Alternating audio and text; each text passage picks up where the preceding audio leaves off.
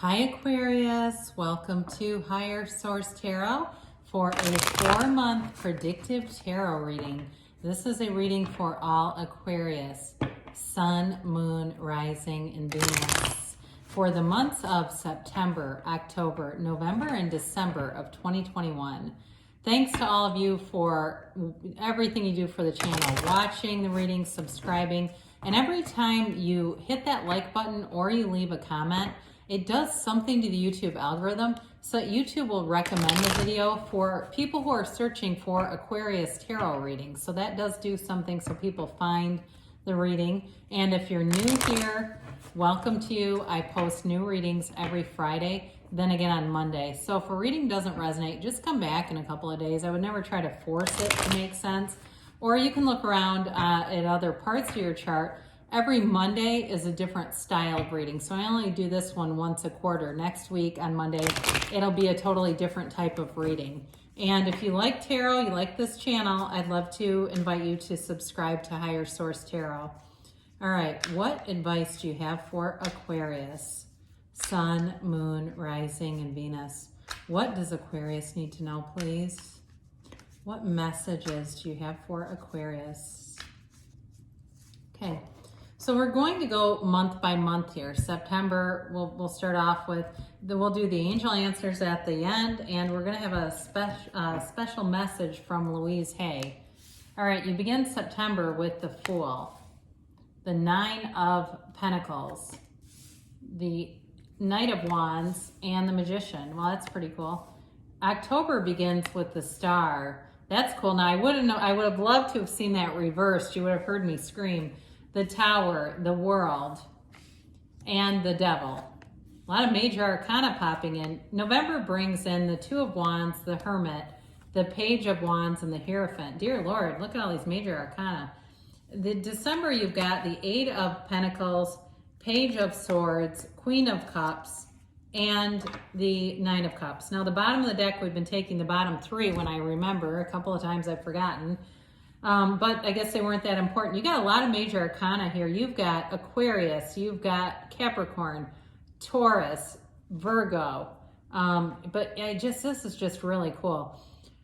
I can't wait to read this. Okay, well, here we go. We've got both the Queen of Wands and the Queen of Swords here, plus the King of Pentacles. So I like to see these court cards here too as clarifiers.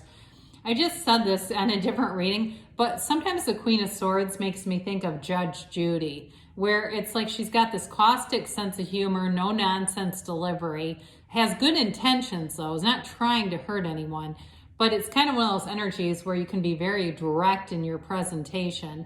It is you and your own energy, so it also could be you just embodying your ability to think outside of the box, to be creative, to bring new ideas to places. And with the Queen of Wands, that gives you the ability to act and to have that confidence to follow through, to do what you say you're going to do. And then the King of Pentacles brings in stability in every area of your life. So you've got the thoughts, the thoughts become actions, become things, right? It's like the Queen is the thoughts, you take the action with the Queen of Wands, and then you manifest in the material. It's almost like this could be a reading in itself. So I do feel like you have here a lot of new beginnings. I mean, right when we see this, you've got some important cards showing up here right away in terms of manifesting and really bringing in this next quarter some amazing events, amazing turns of events. It's very empowered reading. So, oh, maybe it was this way. Yeah, I think it was here. Yeah, it was.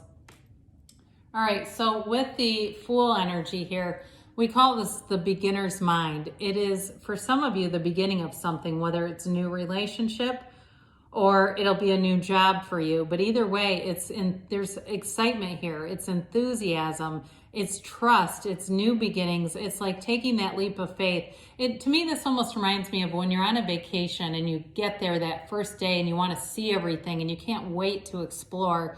You don't have any fear in the world. You'll get on the back of a camel and ride. You'll attach yourself to a zip line, right? And there's no fear. There's no resistance. So you have your arms are open wide to unlimited possibilities with the Fool. Now the Fool shows up to to show that you're always victorious. The soul is always victorious.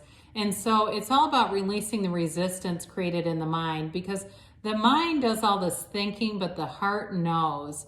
And so as you move forward in this energy, you've got a freedom and a happiness, and it goes wherever you go. People around you can feel this. You know, they feel you walk into the room and they want to engage with you. They want to talk. You may find in this energy that you meet a lot of different and interesting people. Like you're almost always having conversations with strangers. And people around you notice it too. With the Nine of Pentacles, for some of you, this may indicate that you are single, but I don't see that staying for long. If you're already in a relationship, it doesn't mean that it's ending. This is a card of material wealth and prosperity. For some of you, it could indicate moving somewhere. I see a beautiful pool and gardens and just a beautiful place to live. So you may upgrade your habitat a bit in these next couple of months, or start really looking at it. You do have loyal people here, and it's also a card of nice opportunities socially. So wherever you go, though, you have a confidence around you. There's poise, there's ease. It's feeling like you know what to do. There's no uncertainty here, right? She's cloaked in all that beautiful yellow. And you have that many times here where the universe is bringing in aspects that all work together and harmonize together. So the Knight of Wands shows up, and for some of you, it may be a fire sign that you're attracting. It's definitely an energy, though, of getting out there. Now, this can get kind of a bad rap for being a bit fickle, but I do feel like it's more about passion. It's kind of a lusty energy, somebody that's interested, you know, has a very flirtatious kind of energy. They're interested in a relationship, and they may not come off as very serious at first, and that they may not be. That may be part of it too, that they don't like to jump in, you know, all the way. This is not somebody that says, I love you on the second date, you know, those, and it's like, oh my God, you're getting a little bit too serious here. You know, this is more like going out having fun, but I do feel like there is a commitment here. So it may also be just a partner who likes to have fun and likes to go out and socialize quite a bit. With you at work too, with this, I will give you a caution on this. This also can be an energy of like being late for stuff and things like that. So just kind of be aware of that, so that way it doesn't become an issue. I had a reading where there was a lot of cards that indicated talking about people, and I warned the sign, and some lady commented it wasn't an Aquarius reading, but she was like, oh, and brings up another sign. She goes, well, they do that too. And I thought, but it's not their reading. The cards give you guidance, so just take it, right? The Magician we love. It's an energy of creation. It's an energy of harnessing the power that creates worlds. You are a conduit for the universe, a master manifester in this energy. You know what you want, and you bring things to life. Everything around you comes from the mind. There's nothing around you in your physical reality that did not come from somebody's mind. So at some point, the chair you're sitting in, somebody thought, hey, let's make this thing and we'll call it a chair. And people could have told them, well, that's stupid. No one will want a chair, right? The Magician tells you to keep your good ideas to yourself until they're fully manifested, because then you don't get other people's negativity. So if you're doing something here, like you are, you know, maybe you're manifesting love through scripting, you know you want a very specific type of relationship and you're writing it down, you don't necessarily need to tell people about it. It'll come. It'll be here. They don't need to know how it happened. You're just communicating with the universe here. But in a relationship, it brings together everything that, you know, all the good stuff, the love, the passion, the money, the stability, the commitment, it all comes in here. So it is a transformative energy. The Magician is a transformer. And he also too sees through illusion. So there's nothing that would ever trick the Magician. He sees what to do and acts on it. So into October, you've got, here you start off with your own energy with the Star. The Star is great healing energy, and it's an energy of self-care, of taking care of your needs. And it's also too an energy of being very much in concert with source energy. Okay, you've got that many, many times here. It's a card of meditation, of healing, of being connected with the universe, but also bringing heaven to earth. So for some of you, it's like wish fulfillment. So it's like the job is going well. If you're looking for somewhere to live, you find it in this energy. you know exactly what to do, and you've got a wonderful unbridled enthusiasm wherever you go. People around you feel it. They feel your acceptance. They feel the love that you exude. In a relationship too, it feels like you have the right person here. You know, it's just aligning with the energies. So the Tower is the corporate raider. It's that wake-up call. And I've been saying this, it's been coming in a lot, I feel like, in these readings.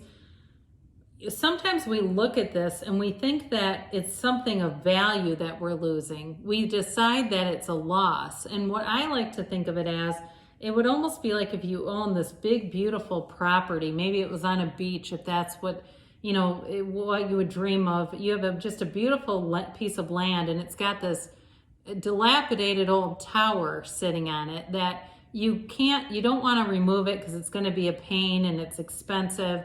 But you don't want to renovate it because you know it's not worth it. And all of a sudden the damn thing gets blown away by a hurricane. You know, it's like, oh my God, thank God. And so we have to look at it as the tower is an obstacle that needs to be removed. And so it may be something that gets ejected from your life. It could be a change at work if you have somebody where you have kind of a push-pull dynamic with them, where they end up moving on, and it may be very unexpected. Or it could be a friend or something like that, where there's this sort of push-pull where you feel a sense of loyalty, but you feel guilt about separating. I do see them being exited. This is let go or be dragged. So we kind of just let it happen. We don't try to stop things and intervene when the universe is answering you, because it won't work. You've already set the ball in motion. So with the World here, this is Nirvana. You know, the Fool gets on this journey, right? The Fool learns all these lessons along the way. The symbols in each one of the major arcana are all of those experiences a person has to learn to reach this wholeness. I mean, this is really that pinnacle of you've arrived. So whatever happens here around you, I do feel like it leaves you in a better condition than if it wouldn't have happened at all. Because you have both the Tower and the Devil in October. It's interesting to me that you have the Star and the World in the same month with the Tower and the Devil. And what I see this is as you release, the Tower helps you release something that's unwanted in the Devil, and it catapults you forward. And so when we look at the Devil has an energy of restriction. And, you know, this is kind of cool too. Let's look at this. You know, the Tower comes in, it has the yads, right? The gifts from gods. And sometimes those seem like gifts disguised as bombs. But in the end, what's interesting to me about this is you then look at the similarities between the blue backdrop in the World and the Star versus the black in the Tower and the Devil. And so with the black background, it's oftentimes the shadow aspect. It can oftentimes be the shadow aspect of our own personalities, in ourselves. And it's all about integrating that, dying into spirit, letting go of limiting beliefs, toxic cycles, old people, places, things that bring you down. And so with this, the shadow is always the greatest guide into the light. And so you have that twice with the Tower and the Devil. When it's one of the great paradoxes, we let go to receive, Aquarius. As you let go of this, more will be given. It will be replaced with something better. So again, if it's something to do with work, or, you know, there is a relationship here, I don't necessarily see a breakup. It may be, for some of you, the end of an old kind of a cycle in relationships. You know, if someone is new, you've got a new relationship starting with a partner who is very different from the past relationships that you've experienced. So with this, I definitely like this mix. You could almost tell a story just using those 4 cards. I mean, we could do a 20-minute reading on that. So what's interesting after the Devil, in November, you got this 2 of Wands. This is a card of a visionary. So it's like as you release things that don't serve you, your vision becomes broader. In fact, let's see, you don't have the Hangman here, but I feel like that energy is here. It's sort of that vision quest of being in a place where you take a look at your life, you look at the trajectory, and you know that you can draw in miracles. Things can happen in your life, opportunities come in, that were not available when you had the energy of the Tower and the Devil. And really, the Tower comes after the Devil. I mean, this is kind of cool. I'm sorry to digress, but I must do this. I mentioned earlier that the Star comes after the Tower, right? So this all makes sense. You've got the Devil, the Tower releases the Devil energy. The Star comes back in to put everything back together and bring wish fulfillment, okay? So I apologize, but we had to do that. I couldn't move on without it. So anyway, I love the tarot. It's just so cool. So he holds a world, but he wants a bigger world. It's all about expansion here. That's what you're on. You're on this trajectory of expansion, letting go of old ideas for things that really bring your heart joy. You've got great spiritual development here in November too, with the Hermit and the Hierophant showing up. The Hermit is your inner guru. It's that sage. He carries the lantern and guides you through the darkness. So again, if you know, it didn't feel like necessarily that major of an event at first when we were talking about the Tower, but if for some reason in your life it feels more like it was serious, like a dark night of the soul type thing. And when we talk about that, it was a Carmelite priest who wrote a poem called The Dark Night of the Soul. St. John of the Cross, I think, John of the Cross. Anyway, he went out to promote in his order that, you know, that they could love God better. They could do a better job, basically. And people got angry and they threw him in a hole. And so when he was in that hole, he wrote the poem Dark Night of the Soul. Basically, when you feel like you've lost everything and you don't know what your identity is, you don't know where you're going, that's the dark night. So they get him out of the hole, and then he ends up being canonized as a saint. And so he was in there saying, how could you forsake me, God? But anyway, so with that, it really is reaching that lowest point where it really doesn't make sense. But from there, it's like you soar to places you didn't know were even available to you.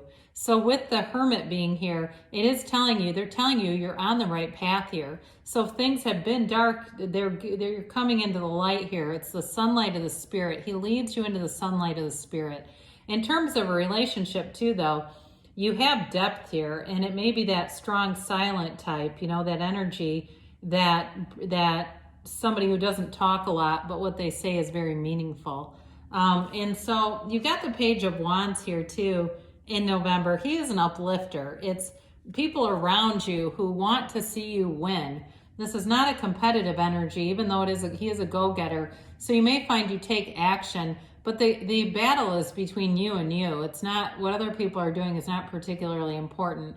You do have good people around you, but like I said, it's really more, the focus is more on your own trajectory and building things up and out. And this brings in confidence, it brings in freedom and fun. I mean, there really is a nice energy there. So the Hierophant comes in and says, be still and know. The Hierophant, again, is a card of marriage, of spirituality, of teaching, of learning, where the High Priestess sort of embodies the spiritual aspects. The Hierophant actually teaches, all right? And so there's maybe some kind of a lesson here that you become very aware of, whatever you've let go of. You may even find that it puts things into perspective. You may say, I was really focused on things that were taking up too much space in my head. And this kind of gets you back into, why are you here? What is your purpose? And so it is a card of success though, too. So in terms of your work life, if there's some kind of opportunity to get more training or something like that, or even going back to school, it brings in rewards. It brings in monetary rewards and gains. And so with the Eight of Pentacles here in December, you're definitely focused. You're putting in time, you're committed. In a relationship, there's definitely a commitment. The Hierophant is also a wonderful partner. That as we go back to this, we might as well just bring him back in. The Hierophant it's your inner conscious, your inner voice, and it never leads you astray. So it also may indicate that a person you're attracting lives by that as well, where they really have a moral compass pointing in the direction of being in service. I feel like they could be a servant leader in some capacity, if that makes sense. So with the Eight of Pentacles, like we talked about, it's direction, it's focus, but it's also too, for some of you, with money, you've got nice aspects in December. Having gifts being given, having monetary gains. For some, the Nine of Cups and the Eight of Pentacles together may indicate purchasing something like a car or something. Even I'm even seeing instruments. I don't know why, but it may indicate just things for hobbies like equipment and stuff that you have extra money to do. So with the Page of Swords here, this is a card of communication, but it's a card of adventure too. And you do have that several times with the Knight of Wands, the Page of Wands, and now this Page of Swords. So it may be that wanderlust strikes, or you have a desire to get out and do a lot of different things, see a lot of different people. Again, the communication, you may find that you're getting a lot of emails and texts and things like that as well to manage. But he is a bit protective. So you may kind of vet activities or events. You may not just go into everything. You may kind of screen those through first. So with the Queen of Cups, it is a card of love. It's a very loving energy all around you, intuitive energy. And so you're drawing in opportunities. You're drawing things into your awareness that bring in love. So in terms of a relationship, there is real love here. And this is wish fulfillment with this Nine of Cups. He's very proud of his achievements. So as you make this transition in October, it does feel like you bring in things that really bring your heart joy. It's like bringing in elements that move your heart and your soul here. So let's see here about the angel answers.